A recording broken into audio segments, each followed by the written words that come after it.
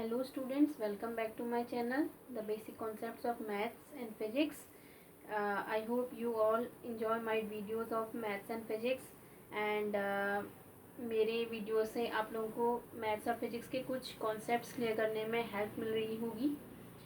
तो अभी तक मेरे जितने भी लास्ट के लेक्चर्स थे मैथ्स के, उसमें मैंने मैट्रिसेस के कुछ कॉन्सेप्ट्स डिफाइन करे, कुछ उससे रिलेटेड प्रॉपर्टीज़ डिस्कस करी, उसके कुछ क्वेश्चंस हमने करे मैट्रिसेस से रिलेटेड। तो आज का मेरा जो लेक्चर है वो डिटर्मिनेंट पे बेस है। तो आगे हम आज का एक नया मैथ्स का लेक्चर स्टार्ट कर रहे हैं जो डिटर्मिनेंट पे बेस है। तो देखिए डिटर्मिनेंट होता क्या है, ठीक है। तो देखिए डिटर्मिनेंट मैट्रिसेस का ही एक केस है जिसमें number of rows and number of columns are equal, that's known as the determinant. So देखिए every square matrices can be associated to an expression or a number which is known as the determinant। Her square matrices क्या होती है जिसमें number of rows and number of columns equal होते हैं, तो उससे associated एक एक्सप्रेशन हमारा होता है मैट्रिक्स के, स्क्वायर मैट्रिक्स से रिलेटेड हमारा एक एक्सप्रेशन होता है जिसे हम बोलते हैं डिटर्मिनेंट, ठीक है। तो देखिए तो डिटर्मिनेंट को हम कैसे डिफाइन करते हैं, if A equal to A I J be A square matrix of order N, अगर ए एन ऑर्डर की स्क्वायर मैट्रिक्स है तो डिटर्मिनेंट को देखिए हम कैसे लिखते हैं, then determinant A is denoted by determinant of A, और इसको इस सिंबल से भी लिखते हैं और डेल्टा सिंबल से भी हम इसको डिनोट करते हैं डिटर्मिनेंट ए, ठीक है। अब देखिए उसके बाद मैट्रिसेस हमारी सेवरल ऑर्डर की होती हैं, बहुत सारे ऑर्डर्स की होती हैं, उसी तरह हमारे डिटर्मिनेंट का भी ऑर्डर है, ठीक है, जिसमें number of rows and number of columns are equal. तो देखिए सबसे पहला determinant of order one, if A equal to A one one is A square matrix of order one, then determinant A is defined as determinant A is equal to A one one और A one one equal to A one one, ठीक है। अगर हमारी कोई matrices one order की matrix है जिसमें एक ही एलिमेंट है तो उसका डिटर्मिनेंट भी क्या होगा, वही एलिमेंट होगा, और इसका डिटर्मिनेंट भी, इसको अगर हम डिटर्मिनेंट की फॉर्म में लिखेंगे देन इसका रिजल्ट भी सेम वही एलिमेंट होगा जो हमारा उस वन ऑर्डर के एलिमेंट में जो मैट्रिक्स है उसका डिटर्मिनेंट भी हमारा वैसा ही सेम रहेगा, ठीक है। अब देखिए उसके बाद सेकंड केस है determinant of order two. Order two में क्या होगा, देखिए अगर ए हमारी 2x2 ऑर्डर की कोई मैट्रिसेस है तो इसका डिटर्मिनेंट हम कैसे लिखेंगे, then determinant A should be written as delta a11 a12 a21 a22। Then इसके डिटर्मिनेंट को देखिए हम ओपन करके कैसे लिखते हैं, इसको हम क्रॉस मल्टीप्लिकेशन करते हैं, यहाँ से ऐसे ऐसे तो लिखेंगे a11 a22 माइनस का साइन आएगा बीच में, माइनस a12 a21, ठीक है।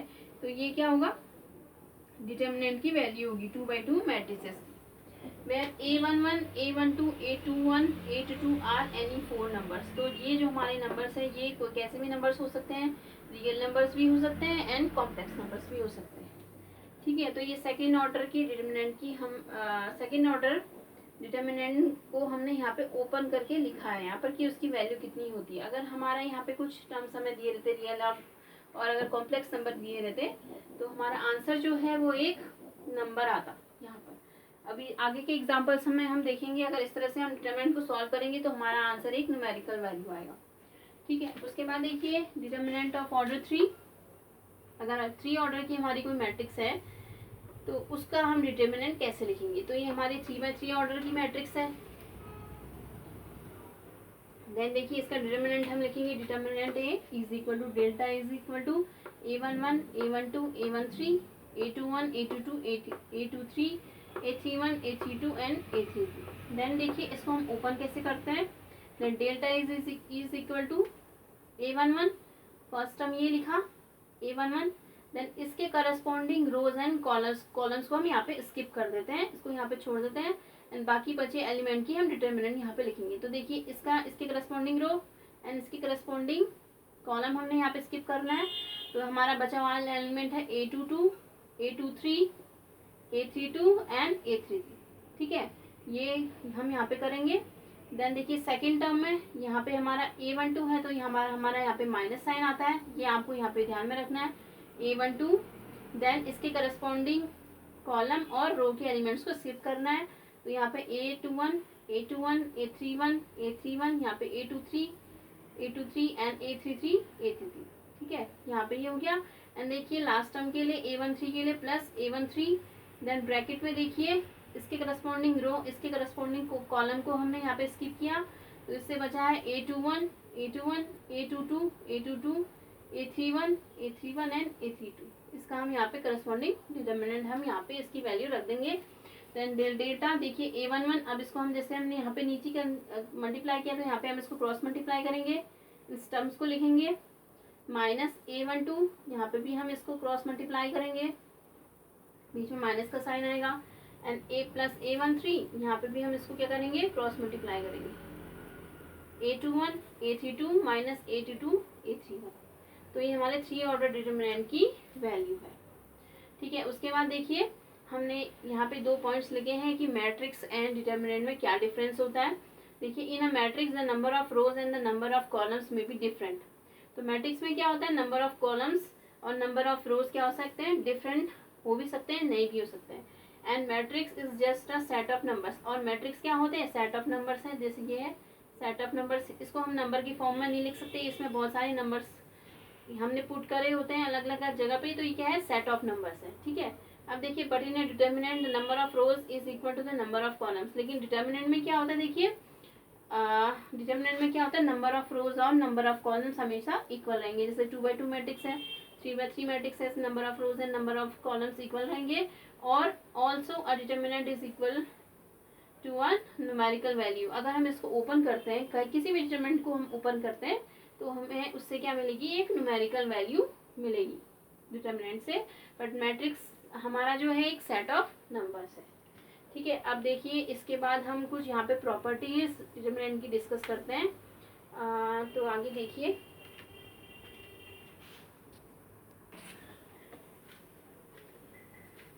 तो देखिए अब हम यहाँ पे कुछ एग्जांपल्स करते हैं, जिसमें हम जो हमारी गिवन डिटर्मिनेंट होगी उसकी वैल्यू हम फाइंड करेंगे। जो अभी मैंने आपको मेथड्स बताई थी उस मेथड से हम फाइंड करेंगे। तो देखिए यहाँ पे हमें इस डिटर्मिनेंट की वैल्यू निकालनी है। तो सबसे पहले हम इसे कैसे करते हैं, क्रॉस मल्टीप्लाई करते हैं टर्म्स। तो x minus 1 is multiplied by x square plus x plus 1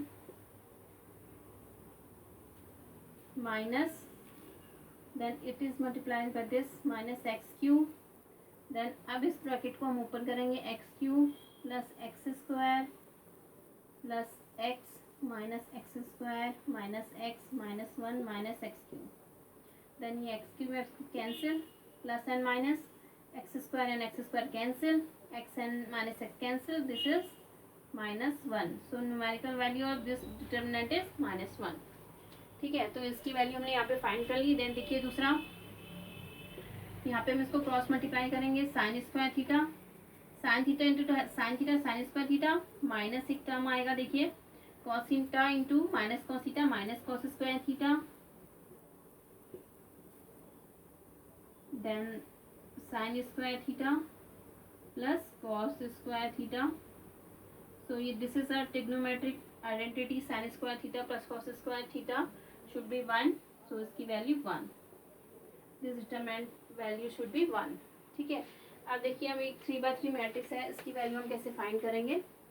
तो देखिए सबसे पहले यहाँ पे 2 मल्टीप्लाई होगा। अब देखिए 2 लिखेंगे तो हम यहाँ पे क्या करेंगे, इन इसके करस्पॉन्डिंग रो एंड कॉलम के एलिमेंट्स को यहाँ पे हम स्किप कर देंगे।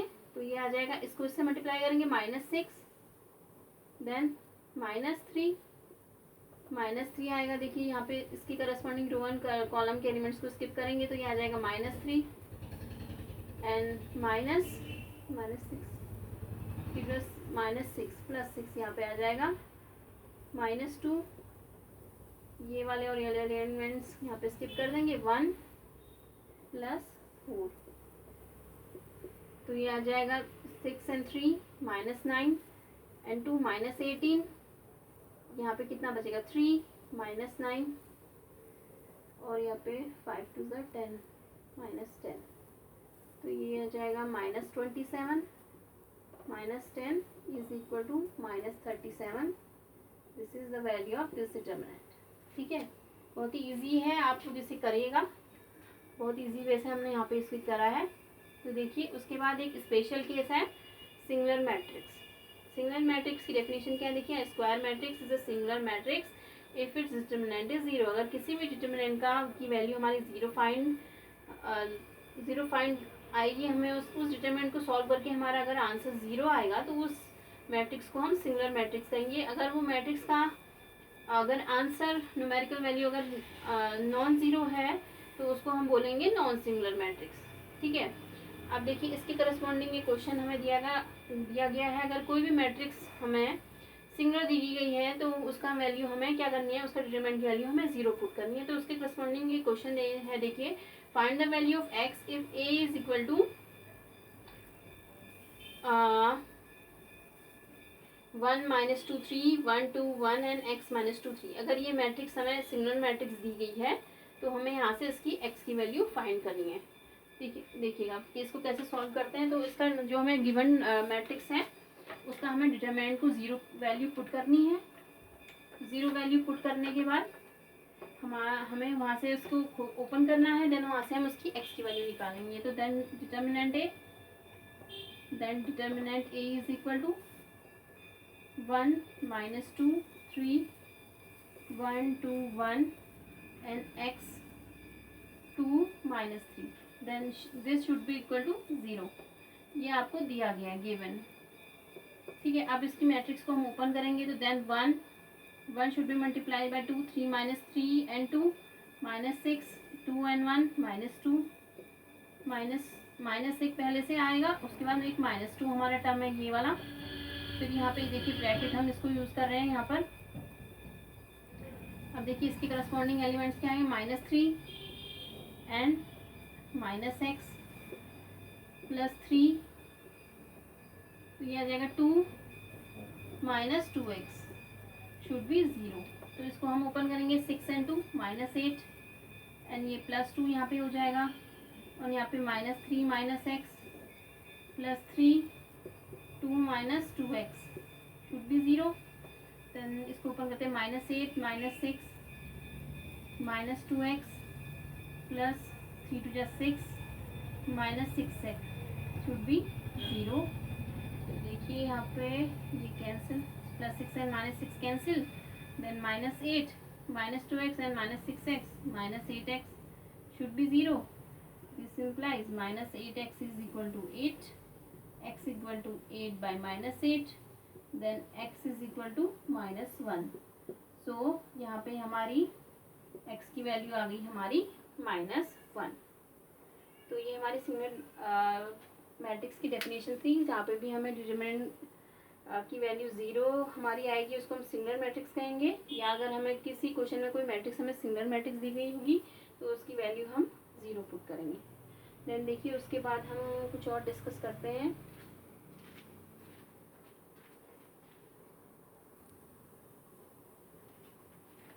तो हम आगे देखिए हम यहाँ पे दो टर्म्स डिफाइन कर रहे हैं डिटरमिनेंट के, माइनर एंड कोफैक्टर। तो देखिए माइनर क्या होता है इसको हम डिफाइन करते हैं। तो इसको हम एग्जाम्पल से ज़्यादा क्लियरली समझेंगे, तो मैं आपको एग्जाम्पल से बताती हूँ, बट उससे पहले आपको डेफिनेशन बता देती हूँ कि डेफिनेशन से क्या है माइनर का मतलब। Let A equal to A I J ये square matrix of order N. अगर ए कोई एन ऑर्डर की स्क्वायर मैट्रिक्स है then minor M I J of A I J in A. तो ए आई जे का minor M I जे ए में हम कैसे लिखेंगे, is the determinant of the square sub matrix of order n-1 obtained by leaving the ith row and jth column. तो अगर n order की हमारी स्क्वायर मैट्रिक्स है तो उसका माइनर जो होगा, उस एलिमेंट का माइनर जो होगा वो होगा n-1th ऑर्डर की स्क्वायर सब मैट्रिक्स होगी उसका माइनर। ठीक है, आप देखिए जैसे n यहाँ पर 2 है, ये 2/2 स्क्वायर मैट्रिक्स है। अगर हमारा a की वैल्यू हमने देखी, मान ली अगर ऐसे हमने यहाँ पे इसको a यहाँ पे ये कंसीडर कर लिया है, 2/2 की स्क्वायर मैट्रिक्स हमने यहाँ पे कंसीडर कर लिया है। एग्जाम्पल से ज़्यादा आपको क्लियर होगा तो यहाँ पे एग्जाम्पल से आपको डिफाइन करते हैं। 2/2 की अगर स्क्वायर सब मैट्रिक्स है तो अगर इसका हम माइनर लिखना चाहेंगे तो माइनर जो होगा n-1 ऑर्डर की स्क्वायर सब मैट्रिक्स होगा कह रहे हैं। तो इसका जो सब मैट्रिक्स होगी वो क्या होगी, 1/1 होगी। ठीक है, अब देखिए सबसे पहले हम ए आई जी एलिमेंट का हम माइनर लिख रहे हैं। देखिए A11 का माइनर ऑफ A11 ऐसे लिखते हैं। देखिए minor of A11 equal to M11 से डिनोट कर देते हैं। ठीक है, अब देखिए 11 से M11 से हमने डिनोट किया। A11 तो ये वाला एलिमेंट है, इसका स्क्वायर, इसका जो माइनर होगा वो कैसे होगा दिखाई देखते हैं। देखिए इसके हमें nth row and jth column के एलिमेंट्स को हमें स्किप करना है। तो ये वाला इसके करस्पॉन्डिंग रो, इसके करस्पॉन्डिंग कॉलम को हमने स्किप करना है, तो बचा हुआ एलिमेंट है 2, तो ये 2 आ जाएगा। माइनर ऑफ A12, ये वाला A12 एलिमेंट है, देखिए इस M12, तो इसकी वैल्यू क्या होगी, देखिए ये row column, then this value -3। Minor of A21 ये है देखिए, और ये क्या है A22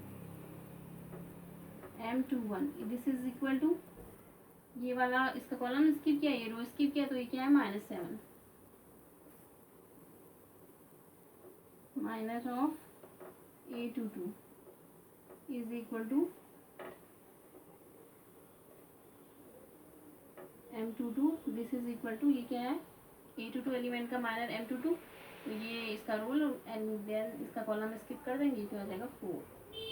ठीक है, तो ये हमने यहाँ पे इसके माइनर डिफाइन कर दिए। इस मैट्रिक्स के 2x2 ऑर्डर के हमने यहाँ पे उन एलिमेंट्स के करस्पॉन्डिंग उनके माइनर हमने यहाँ पे डिफाइन कर दिए। ठीक है, अब ये तो 2x2 मैट्रिक्स का केस था। अगर हम 3x3 मैट्रिक्स लें तो उसमें क्या हो जाएगा, हमारे यहाँ पे जो स्क्वायर सब मैट्रिक्स आएगी 3x3 में 2x2 की स्क्वायर सब मैट्रिक्स आएगी, तो उसको भी हम देख लेते हैं। देखिए कैसे होगा, तो यहाँ पे देखिए कैसे होता है।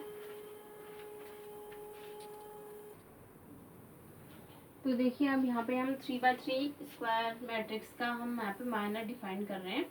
तो इसका माइनर जो हमें डिफाइन करेंगे इन एलिमेंट्स का माइनर क्या होगा, 2x2 स्क्वायर सब मैट्रिक्स होगा। देखिए यहाँ पे 2x2 है, ये 2x2 डिटर्मिनेंट है। तो देखिए हम क्या कर रहे हैं, सबसे पहले माइनर ऑफ A11 डिफाइन कर रहे हैं। A1 this is A11, this is A12 and this is A13। ठीक है, तो A11 का हम यहाँ पे माइनर डिफाइन कर रहे हैं। तो A11 का कौन सा होगा, तो देखिए इसके करस्पॉन्डिंग रो एंड कॉलम के एलिमेंट्स को स्किप करेंगे, तो बचेगा 2 -4 -1 3। ठीक है, तो इसको हम इसका डिटर्मिनेंट को हम सॉल्व करेंगे, तो इसको क्रॉस मल्टीप्लाई करेंगे। 3 2 6 -4 एंड -1 4, सो दिस इज 2। ठीक है, अब ऐसे A12 का डिफाइन करेंगे। देखिए first A12 first row and second column, so इसके करस्पॉन्डिंग रो एंड कॉलम को हम स्किप करेंगे, तो ये हो जाएगा -3 2 एंड -1 3, -3 2 एंड -1 3। इसको सॉल्व करेंगे तो देखिए 3 and 3 9 -9 -2 and -1 -2 -9 + 2, दिस इज -7। तो ये इसका माइनर हो गया A12 का। इसी तरह देखिए A13 का माइनर देखिए first row and third column, तो इसके करस्पॉन्डिंग देखिए -3 2 एंड 2 एंड -4, ये हो जाएगा -3 and -4 12 -2 and 2 4, so this is value 8। ठीक है, तो यहाँ पे हमने माइनर को हमने देखा। देखिए हम किसी भी मैट्रिक्स का हम माइनर यहाँ पे डिफाइन कर सकते हैं इस हिसाब से। तो एग्जांपल से आप लोगों को ज़्यादा क्लियर हुआ होगा कि हम माइनर कैसे डिफाइन करते हैं। तो उसके बाद एक दूसरा टर्म आता है हमारा कोफैक्टर, वो भी माइनर से ही कनेक्टेड है। देखिए कोफैक्टर को हम क्या कहेंगे, let A is equal to Aij be A square matrix of order n order की कोई स्क्वायर मैट्रिक्स है, then the cofactor Cij of Aij in A is equal to, तो कोफैक्टर को हम Cij से लिखेंगे, where I is the number of row and J is the number of columns of Aij in A is equal to -1 to the power I plus j times the determinant of the square sub matrix of order n-1 obtained by leaving ith row and jth column of A। तो हमें क्या करना है, देखिए इसमें हम cofactor Cij define कर रहे हैं। कोफैक्टर को डिफाइन करते देखिए एक एग्जांपल से हम यहाँ पे समझते हैं। तो देखिए यहाँ पर हम कोफैक्टर सी आई जे को हमने लिखा है M I J if I plus J is even. अगर आई प्लस जे की वैल्यू इवन होगी तो यहाँ पे एम आई जे की वैल्यू पॉजिटिव आएगी। अगर आई प्लस जे की वैल्यू ऑड होगी तो यहाँ पे एम आई जे की वैल्यू क्या आएगी, नेगेटिव आएगी। ठीक है, तो एग्जाम्पल से ज़्यादा क्लियर होगा। तो देखिए कोफैक्टर में लिखेंगे सबसे पहले कि A11 A12 A21 और A22। ठीक है, तो कोफैक्टर ऑफ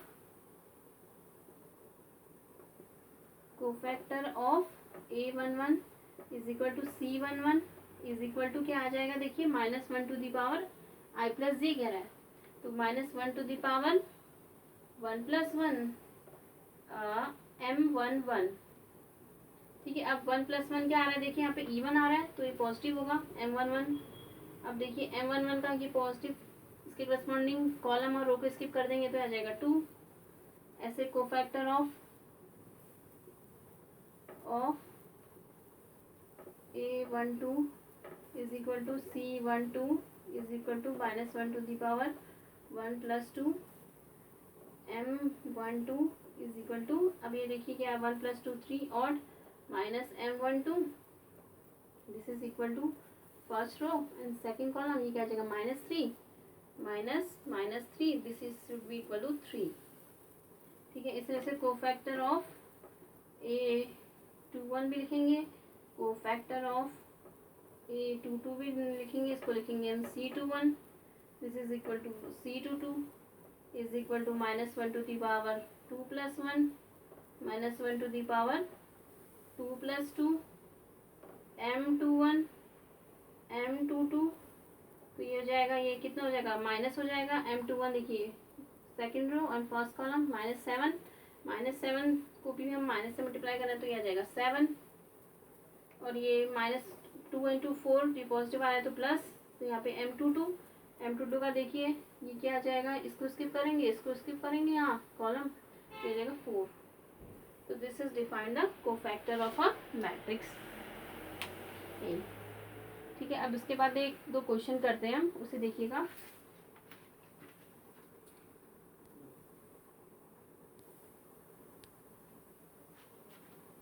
तो देखिए डिटरमिनेंट से रिलेटेड हम यहाँ पे दो क्वेश्चंस यहाँ पे कर रहे हैं। तो इसमें दिखा देखिए क्या करना है, find the value of x if determinant x -2 -3 3x 2x should be equal to 3। तो हमें यहाँ पे x की वैल्यू फाइंड करनी है। तो देखिए सबसे पहले डिटरमिनेंट जैसे हम ओपन करते हैं वैसे करेंगे। देखिए तो then determinant x -2 3x -3 2x should be equal to 3, ये हमारा दिया है। तो ये आ जाएगा x -2 is multiply by 2x minus -3 into 3x 3, तो ये आ जाएगा देखिए 2x² minus 4x plus 9x is equal to 3। तो ये आ जाएगा देखिए 2x² plus 5x minus 3 should be 0। तो ये आ जाएगा 2x², तो यहाँ देखिए -6 के ऐसे फैक्टर्स इसका प्लस एंड माइनस करके हमें 5 आए, तो ये आ जाएगा plus 6x minus x 6 - 6 minus 3 should be 0। तो ये आ जाएगा देखिए, ये यहाँ पे हम 2 कॉमन ले लेते हैं 2x, तो ये आ जाएगा x plus 3 plus sorry minus common आएगा -1 x plus 3 should be 0 to 2x - 1 x plus 3 should be 0। तो यहाँ पे से देखिए हमने एक बार हम 2x - 1 को 0 करेंगे, देन यहाँ से हमें फाइंड आउट होगा x equal to 1/2 and x plus 3 should be 0। तो यहाँ से होगा हमारा x इक्वल टू -3। तो यहाँ पे हमारी x के करस्पॉन्डिंग 2 वैल्यूज़ हमारी फाइंड आउट होगी। ठीक है, तो डिटरमिनेंट्स को हम ऐसे सॉल्व करेंगे। तो इसके बाद देखिए एक नेक्स्ट क्वेश्चन हम करते हैं। हमें निकालना है, एक हमें दिया है if a is equal to 1 2 3 1 हमें यहाँ पे गिवन है, find the value of the matrix A square minus 2a। तो यहाँ पे हमें ए स्क्वायर माइनस 2a की डिटरमिनेंट वैल्यू फाइंड करनी है। ठीक है, तो देखिए सबसे पहले हमें क्या करना है, हमें यहाँ पे चाहिए ए स्क्वायर, देन हमें चाहिए 2a। तो सबसे पहले देखिए ए हम लिख लेते हैं,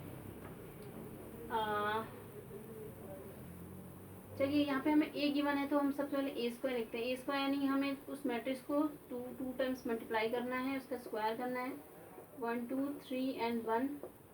तो ये हो जाएगा 1 and 1 1 प्लस 3 is 6, 3 1 जा 3 and 3 1 जा 3, and this is 2 plus 2 and this is 3 जा 6 plus 1। तो ये हो जाएगा देखिए 7 4 6 and 7। This is the value of a, and this then we write the value of 2a, then this is 2 4 6 2। then अब देखिए ए स्क्वायर माइनस 2a हम यहाँ पे कर लेते हैं, ये ए स्क्वायर की वैल्यू है, 2a की वैल्यू है, तो A square minus 2a, this should be value 7 6 4 7 minus, अब देखिए इसको मैं ऐसा करती हूँ, ये क्योंकि 2a है की वैल्यू हमने निकाली है तो माइनस सीधे यहाँ पे